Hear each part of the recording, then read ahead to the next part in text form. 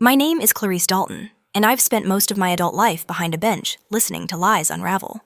You'd think I'd be immune to cruelty by now, but nothing hardens you quite like the kind that comes wrapped in a silk dress and a sister's smile. The engagement party was truly grand. Crystal glasses tinkled beneath soft, glowing chandeliers, and a melodic hum drifted from a string quartet nestled in the corner. Her fiancé's family was everywhere, a sea of perfect teeth, impeccable posture, and profound ignorance. And then there was me, the older sister. No one bothered to introduce properly the one they dismissively called quiet, as if that were an insult. I arrived on time, dressed in understated black, just as I always do for court, and as I crossed the spacious room toward the champagne table, my sister Camille looked me straight in the eyes. She'd tilted her head ever so slightly, and a smile played on her lips, not the kind of smile that welcomes, but the kind that chillingly says, "You're not supposed to be here." Then she leaned into her friends, whispering something behind her hand, and they all turned to glance at me, their expressions a mix of curiosity, amusement, and blatant dismissal. I didn't flinch. After all, I've heard murderers try to charm a jury, and I've watched families crumble under the crushing weight of one bad decision. But that night, standing under the soft glow of chandeliers and judgment, I realized something else. The worst betrayals don't come from strangers. Instead, they come from the people who know exactly where to aim. People often assume that silence means weakness, that if you don't fight back, you must not possess the strength. Yet the truth is, some of us learned early on that being invisible was safer, cleaner, and ultimately easier to survive. Growing up with Camille meant learning how to make myself small. She was the bright one, the charming one, the one who knew exactly how to tilt her head to get what she wanted. Our parents doted on her as if she were made of porcelain and gold. "Your sister has such a way with people." They'd often say usually after she'd talked her way out of trouble with a quick lie or a perfect pout. Meanwhile, I was the quiet one, the serious one, the too intense child who read in corners and politely corrected teachers. By the time we were in high school, Camille had already decided I was boring.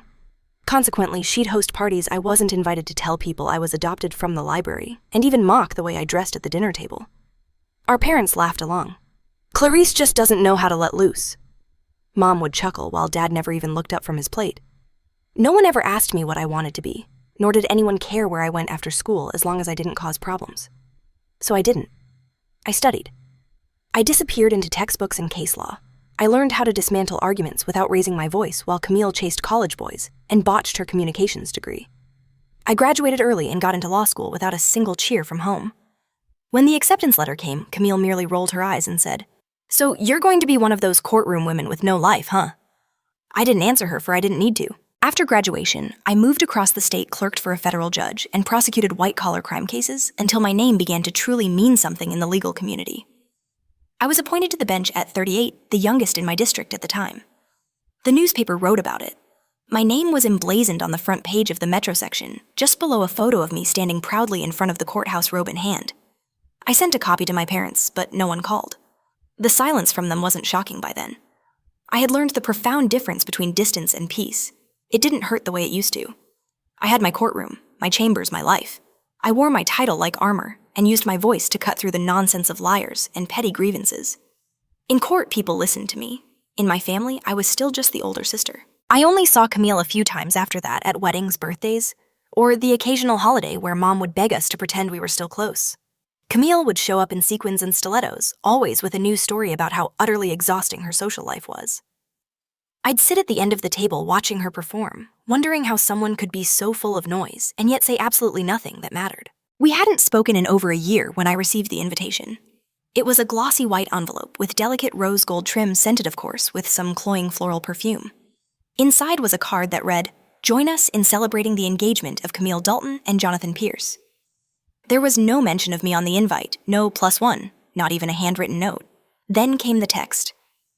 "Hi sis, just FYI, don't feel like you have to come if you're busy. Jonathan's family is a little high profile. Try not to wear anything too serious, okay, XC." Too serious. That line stayed with me for days. She had no idea how serious I'd become, how many lives I'd changed with the swing of a gavel, how many men in $1,000 suits had called me Your Honor with trembling voices. Camille still thought of me as the girl in secondhand clothes, clinging to books and formality. She didn't know me at all, but that was the thing they never asked. So I bought a dress, simple, black, elegant, not flashy, just perfectly tailored. I booked a flight, rented a car, declined the hotel room she offered, and made my own arrangements.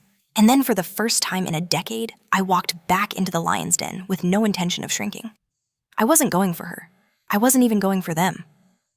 I was going for the silence, the one that had followed me for years, and the one I was finally ready to break. The venue was a glassy hilltop estate with manicured hedges and valet parking, the kind of place you rent.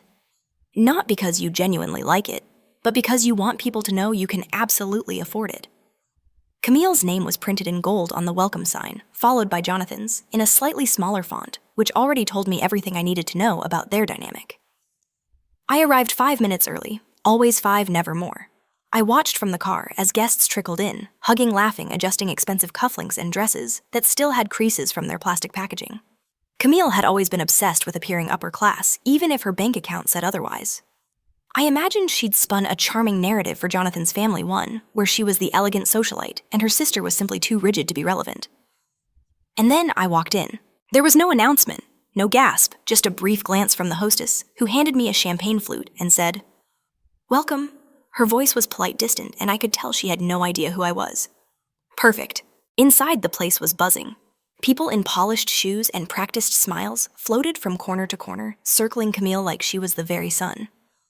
I stayed near the back, sipping quietly, watching how easily everyone fell into orbit around her. She looked beautiful, I'll admit that, but beauty and character have never had much to do with each other.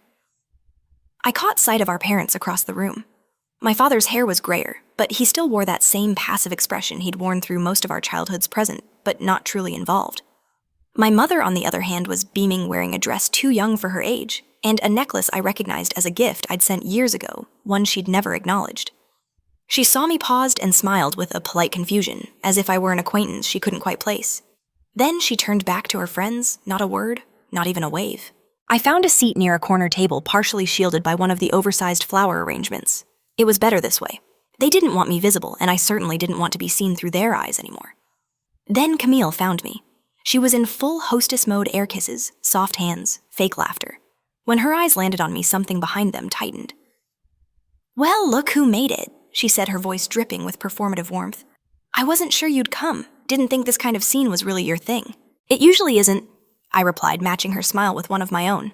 But I had the time. She gestured to my dress with a raised eyebrow. "Black, huh? Bold choice for an engagement party." I didn't bother explaining that black was what I wore when I wanted to be taken seriously. I knew better than to offer depth to people who came only to skim the surface. "I figured someone needed to ground the palate," I said instead. She blinked clearly, unsure if I was being sarcastic. Then she leaned in and lowered her voice. "Just try not to make things awkward." "Okay, Jonathan's family is, they're very big on appearances and they ask a lot of questions." I held her gaze. "Then maybe they'll get real answers." That was enough to make her laugh loudly, theatrically, before waving it off like I'd made a joke. Classic Clarice, always so intense. She flitted off before I could reply, already mid-giggle with someone in heels too high to walk in. I exhaled slowly and sipped my drink. There it was again, that word intense. A lifetime of being called too much when all I ever tried to be was enough. Jonathan approached me later during dinner. I was alone at the table, picking at a plate of smoked duck that had gone cold. He looked like a politician, tall, smooth, careful, the kind of man who shook hands with both palms, and probably practiced empathy in the mirror. "Clarice Wright?" he asked. "Camille's sister." I nodded. "That's me?" He smiled, but it didn't quite reach his eyes. "She doesn't talk about you much. I wasn't sure if you two were close." I tilted my head. "We're sisters." He chuckled, unsure what to do with that. "She said you do something in law." I met his gaze. "Something like that." There was a flicker of curiosity behind his eyes, but it quickly faded. He asked nothing further. Camille had likely filled his head with some diluted version of my life, maybe paralegal, maybe policy aid, anything but the truth. Which was fine.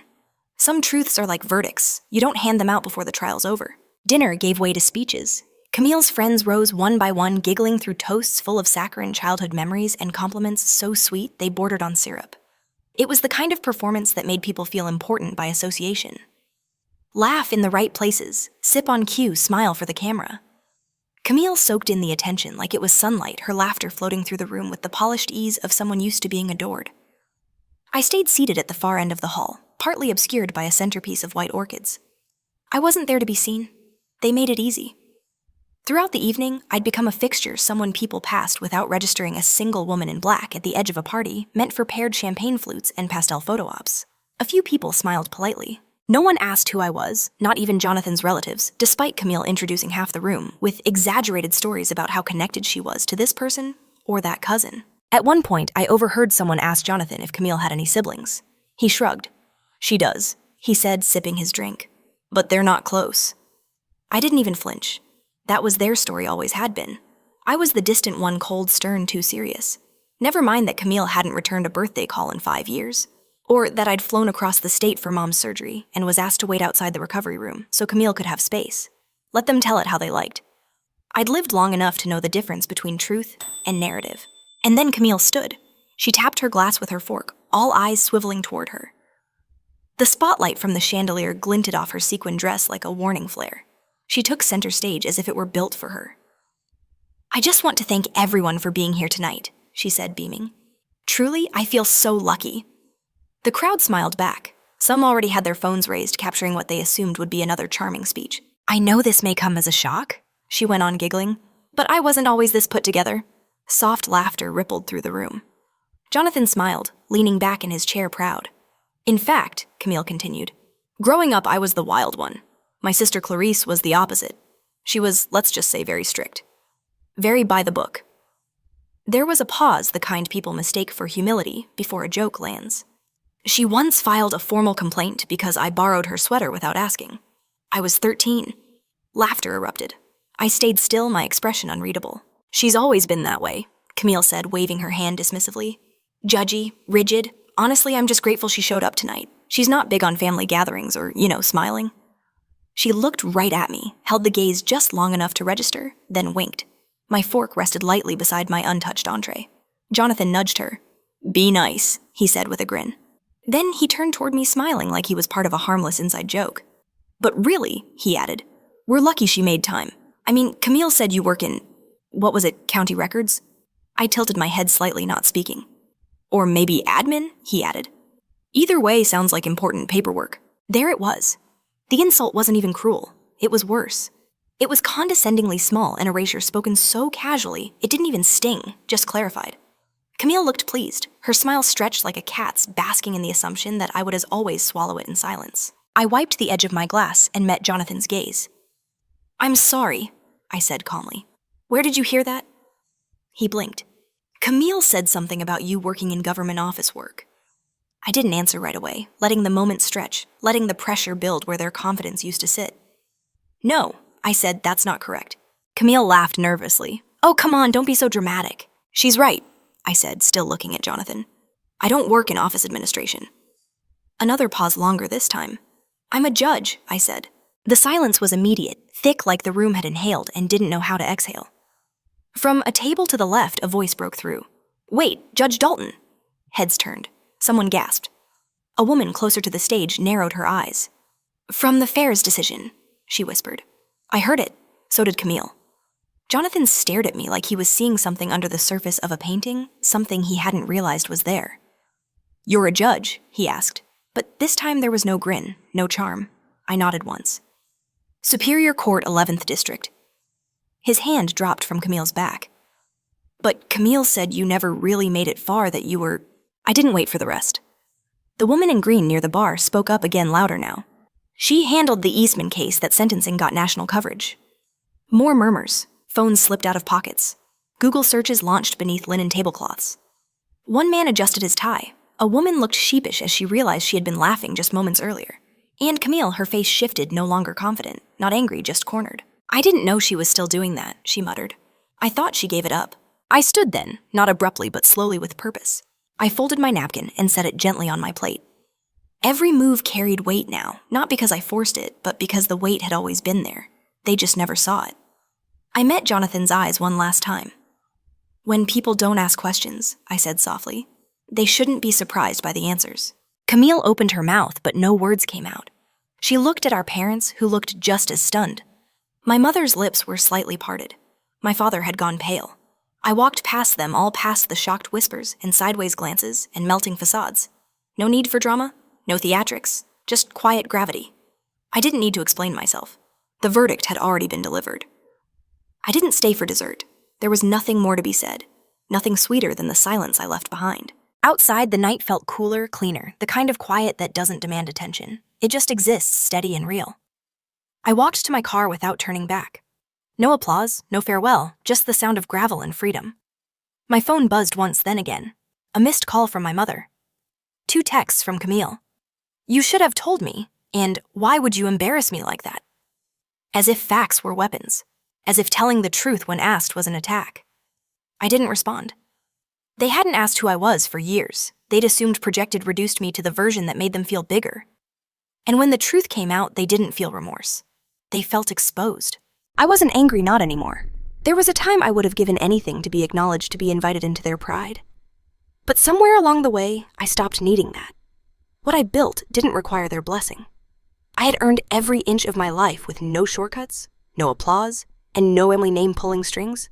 Just work, quiet, consistent, unglamorous work, the kind that holds weight in rooms they never entered.